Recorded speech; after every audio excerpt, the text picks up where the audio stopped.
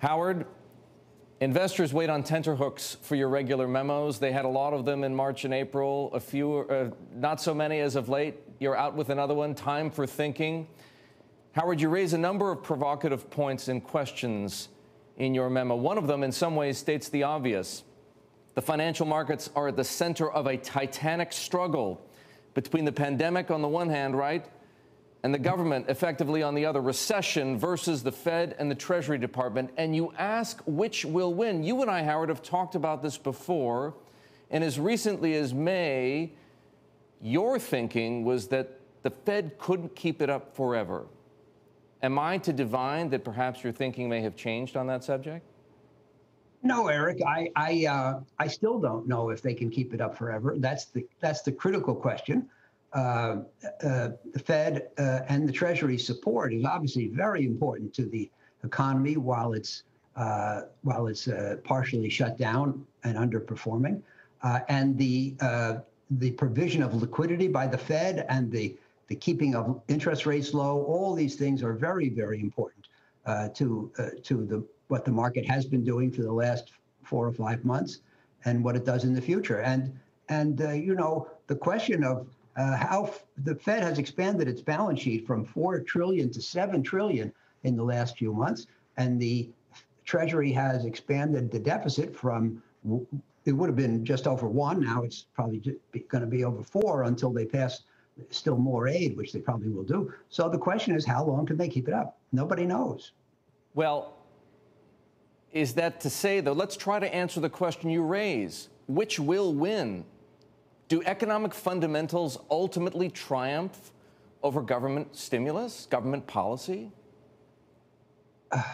Well, we've never had anything like this in the economy. The GDP in the second quarter was down the most in history, actually, and so we need the government stimulus. And in the past, the stimulus has always won out. And the question is, again, can they keep it up long enough to get a victory this time? I think they will continue. I think they have to continue. Then the question becomes what the long-term ramifications are. Howard, you point out this historic decline in second quarter GDP. It's a subject you touch on in your memo. And as you point out, we here at Bloomberg and others reported that the decline in second quarter GDP was 32.9%. Of course, that was on an annualized basis. The nominal decline on a quarterly basis was much smaller, 7.2%. You go into this, yes, and if you add it up in dollars, it's approximately $380 billion. Right. Why is that important? That difference between the 32.9 on the one hand and the 380 billion on the other? Well, the real difference is between the 32.9 and the 7.2. Yes. Alternatively, the decline was reported as being 1.8 trillion. And as you say, the actual quarter-to-quarter decline was 380 billion. So what accounts for this difference is that when the Fed reports, they report at what they call an annual rate. So they say that that GDP fell at an annual rate of 32.9% in the second quarter, and nobody stops to say, I wonder what they mean by that. And it as I say in the memo, Eric, and it's a very complicated answer. Well, it raises a question for me, and one I think you implicitly raise. If we're talking about an absence of $380 billion that might have otherwise existed, all things being equal, right, did the government overreact, Howard, by throwing $6 trillion at a $380 billion hole? Well, that's the $64 question, Eric. You could say, you could formulate it the way you did, and there's something about that. But on the other hand, you might say that, well, thank God they threw $6 trillion at it, because otherwise it would have been much more.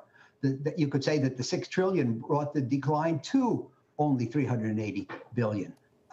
There's no right answer, but it just goes to show you how much the government has had to do to respond to the effects of the economic shutdown. I'm a big believer, Howard, as you know, that you can't really have it both ways. You're right that there is no precise answer to that question. We won't know for a while.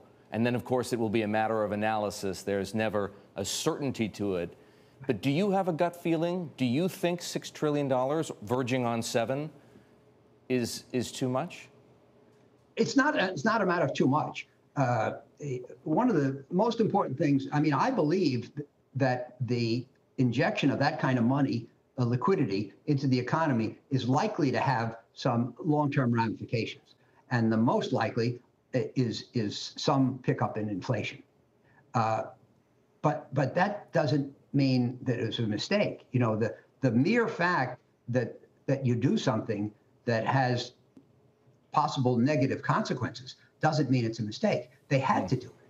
If they hadn't done the things they did, we would be talking about a much more serious economic event. Now we might even be using the word depression. Well, and the words global depression. What we're talking about at the moment is largely a macro issue. Let's try to focus for a moment, if we could, on the credit markets. Howard, can government ever put the genie back in the bottle? Or is there now something of an irreversible backstop for all but the most unsalvageable of zombie companies? Well, that's the question, Erik. What's the answer?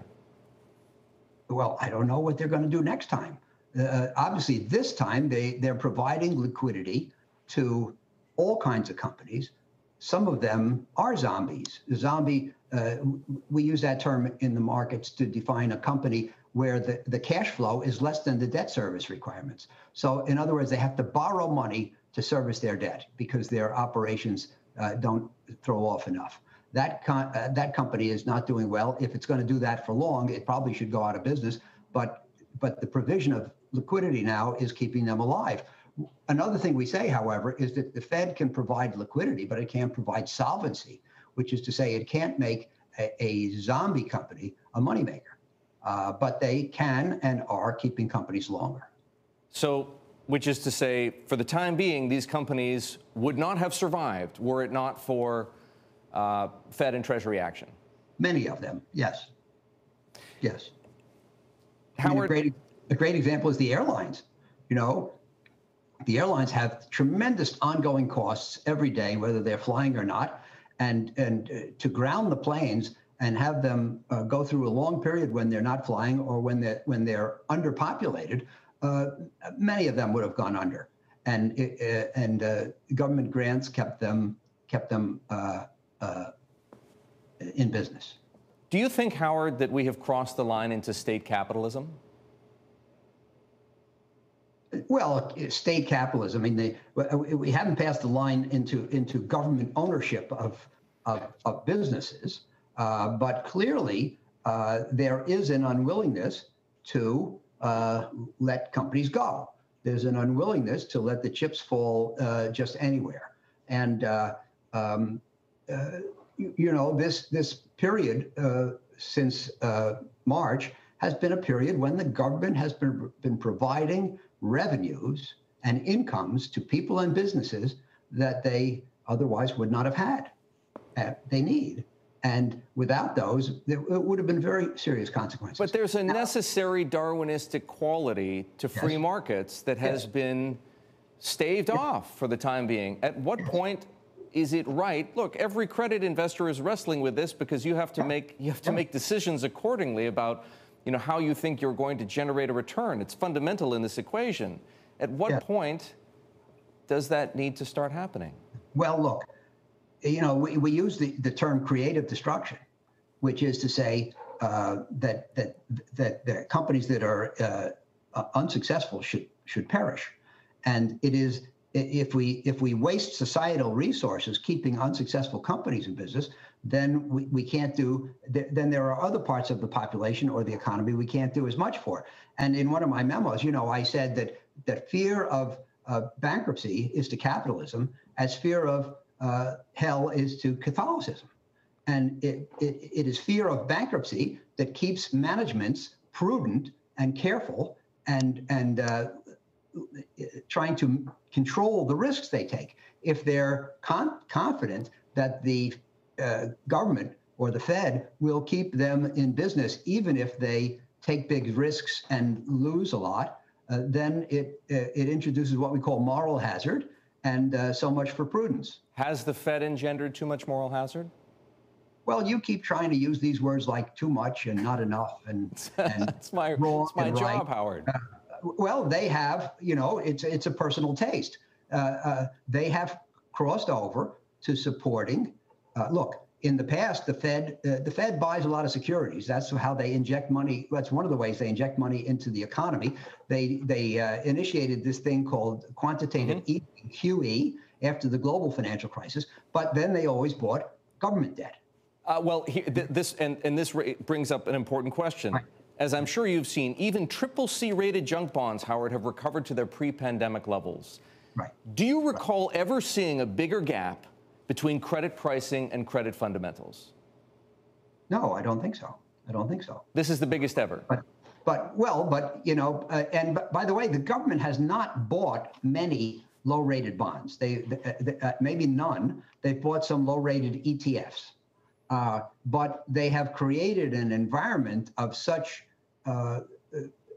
prolific liquidity that companies have been able to stay in business. The other thing to bear in mind, though, Erik, is that when you say that the bonds have recovered to their historic highs, which means that the yields are at their historic lows. In bonds, the yield and the price have an inverse relationship. So the bonds are at the lowest yields they've ever yielded. But remember, or they have returned to their lowest yields in the past. But remember that interest rates are lower than they've ever been. So, if you go back, let's say 2 years, the 10-year Treasury yielded 2. So a high-yield bond might have yielded, let's say 7. And people say, oh, it yields 5% more. That's worth taking the risk. Well, when the yield on the 10-year Treasury goes to almost 0, then high-yield bonds can sell at yields of 4 and still look attractive, because everything in the investment business, all the decisions are made on a relative basis. So we say that the yield spread is what determines the relative attractiveness of different categories. And even though the yields are at the lowest of history, the yield spreads are still attractive because the base rate is so low.